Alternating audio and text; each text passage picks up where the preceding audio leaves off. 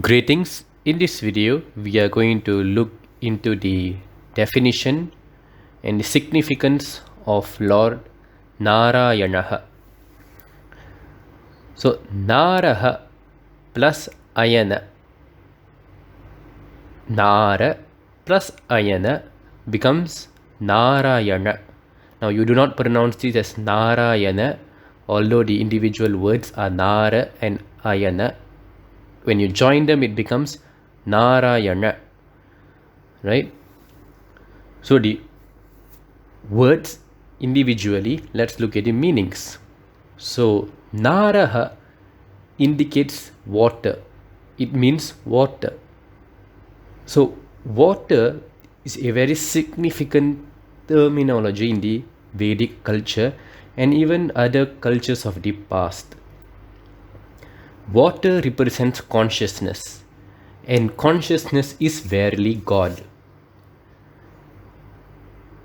Consciousness is like a wave. The state of enlightenment, Godhood, is like a wave, right? And a wave very much tallies with water. Now just look at the very representation of the cosmos as you see from images, Google images, or wherever you may find them. They appear to be in a wave form, so much that you can relate a fluidity to them. And fluidity itself means water, something which is liquid. And we very well know that the galaxy that we are centered upon is Milky Way, right? So it's fluid, right? So consciousness itself, the very consciousness, the state of enlightenment, the state of Atma, the state of God, anything you may call it, is consciousness. And consciousness is a wave that pervades everything, which is all pervasive, which fills in everything. In order to fill in everything and to be all pervasive, it has to be in a form of a wave, right? So in fact, let's just look at other examples from the Vedas. Now in the Taittiriya Aranyaka, we have a portion which speaks about the 5 elements, their interrelation and their source, which is verily consciousness. So in this portion, which is commonly recited as Mantra Pushpam, we have a verse which is very much repeated throughout this portion. It goes as Yopa Mayatanam Veda Ayatanavan Bhavati, meaning he who knows the source of a water becomes established in himself. Here again, water is used as to denote consciousness or the state of enlightenment. Now this verse itself is a direct representation of the Mahavakya of the Vedas, which tallies with the verses Aham Brahmasmi, Tattvamasi, anything you may call it, you are that. Meaning he who knows the source of water, he who knows consciousness becomes established in himself, meaning he becomes enlightened, he becomes all-knowing. When he knows God, he becomes God. The Vedic culture has a famous verse which goes as Brahmaiva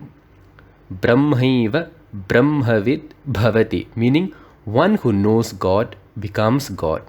And even in the Greek tradition, the Greek philosopher Thales has actually quoted, the principle behind all things is water, for all is water and all goes back to being water.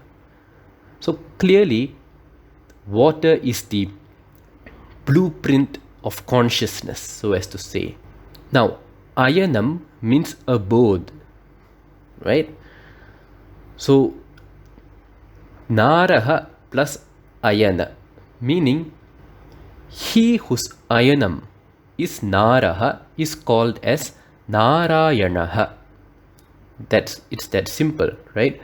So, why is he Lord Narayanaha? Because he has his abode as the very consciousness, right? He is verily that consciousness which is all pervasive, and that is why we see a oneness between Vishnu and Narayana, because Vishnu, the term Vishnu itself comes from Vish, which denotes all pervasiveness. And when one has his abode as consciousness, which is all pervasive, he is verily in oneness with the state of all pervasiveness.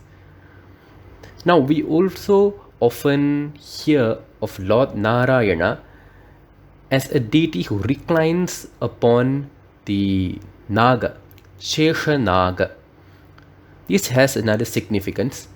Now, Shesha literally means remainder, and Nagaha refers to, now there's no proper English term, but let's say Naga, right? Naga, which includes serpents, snakes, dragons, a classification, a term for a group of beings who fall under a particular category. Also, Naga, serpent, is verily the symbol of Kundalini, right? And Kundalini is verily Shakti. Kundalini is the dynamic consciousness which is in the form of the potential energy within you. And this is why by awakening the Kundalini, one paves his way towards enlightenment. So consciousness in momentum is Shakti. Inert state of consciousness is Shiva. The active phase of consciousness is Shakti, and Shakti is verily Kundalini, and Kundalini is verily represented by Naga and Shesha, which means remainder. So what do we mean here? Now, the visible universe, which is made of matter. Now, your body, the planet, everything that is matter-based is the manifestation of Shakti, right? So creation itself is the manifestation of Shakti, the manifestation of Kundalini. Now, let us say you remove all materialistic creation that you see. Now, that remainder, that energy which is remaining in the universe, when you subtract or remove or disidentify all forms of matter, is referred to as Shesha here. That is the remainder we are talking about here.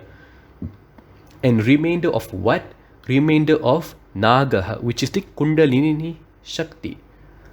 So Lord Narayana reclines upon this remaining Kundalini energy, this remaining potential energy which can be utilized for creation of transforming inert consciousness to active consciousness, from Shiva to Shakti in the process of creation. And Narayana reclines on that, meaning he is like the fulcrum, or here he acts as the regulator in the transition of inert consciousness, Shiva, to active consciousness, Shakti. Right? So thank you for watching.